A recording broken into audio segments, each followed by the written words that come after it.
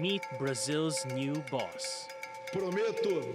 I promise to maintain, defend, and carry out the Constitution, observe the laws, promote the general welfare of the Brazilian people, sustain the union and integrity and the independence of Brazil.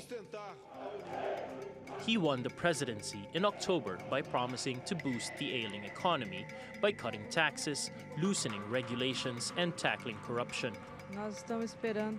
I hope we can reduce or even eliminate corruption. It's the most important thing. We expect a brand new Brazil. Brazil's Bovespa stock index rose more than 3% to a record high on Wednesday, a day after Bolsonaro was sworn in.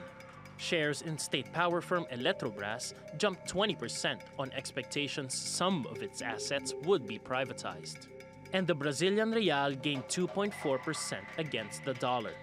Bolsonaro's first big challenge is pensions, which make up around a third of government spending. Brazil allows workers to retire in their 50s and get pensions of up to 70% of their final salaries. If we have solid pension reform, we will have 10 years of sustainable growth ahead of us. Analysts say Bolsonaro will need to boost ties with Brazil's two largest trading partners, China and the US. I think he's looking to hedge his bets, see how he maintains very strong trade ties with China, but also open up Brazil to greater American influence and investment.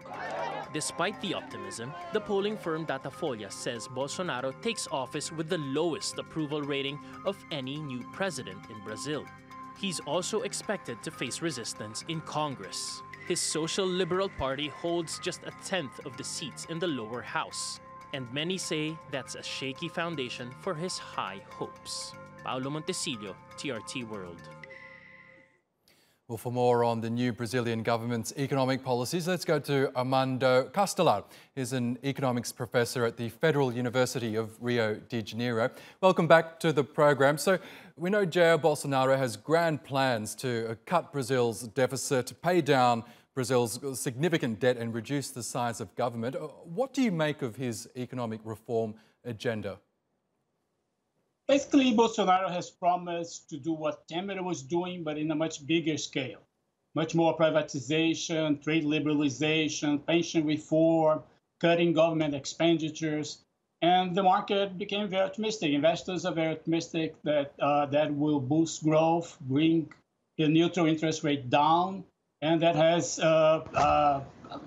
made asset prices go up. So promise makes sense, and as I said, is that there are a continuation of Temer's reforms. But if they go to the scale that Bolsonaro has promised, indeed growth will accelerate. Okay, well, as you say, the key word in there is promises, because he's going to find it quite difficult to pass a lot of his reform agenda through a very hostile parliament over in Brazil. Do you think he'll be able to succeed in doing that? I think partially. Some of the reforms like privatization and trade liberalization don't have to go through Congress, so he can enact it directly by decree. Pension reform is much more complicated. It does require change in the Constitution, and there's a large majority in Congress. He may be able to succeed if he does it fast. Usually new presidents, they enjoy a honeymoon with public opinion, and Congress is more willing to approve measures that it sends to Congress in the first 6 to 9 months of government. So maybe, but it's very hard. Other presidents have tried before him, Temer, Lula, Fernando Henrique Cardoso in the 90s, and they all faced a large resistance in Congress, both from opposition and the supporters. Yes, you mentioned his plans for pension reform, which was one of his signature policies. Brazil's pension system generated a deficit that's projected to reach $57 billion this year. So there's no doubt that it is a very costly policy. Do you think he'll be able to pass that reform, seeing as though it is quite ingrained in Brazilian society at the moment? Oh, I think it's possible. It's not certain, but it's possible. Pension reform has been discussed in Brazil for at least 2 decades now. The reform proposals are reasonably well known. They have been intensely discussed over the last 2 years. So there's a very definite propositions of what to do. Obviously, he may fail, and other measures will have to be enacted in that case. But I think there's a chance for success. Not everything that investors might want him to approve, but a minimum age, I think, would be possible. Some more speed up transition rules from the current to the new rules. Some ceilings, more on how much recovery, how much pensions cover of the former salaries. So some of the measures will pass. Others probably like cutting rural benefits for non-contributing workers will fail to pass. So probably it's going to be sort of a middle ground. The question is how far we'll go. I think that will make all the difference, given the very large deficit that you mentioned. And as we know, last year, Brazil suffered quite a significant credit rating downgrade to below investment grade. Bolsonaro says he wants to fix that. He also says he wants to welcome in more foreign investment. What's currently stopping that foreign investment into Brazil? Well, the government expenditures, because of social security expenditures, are increasing very fast.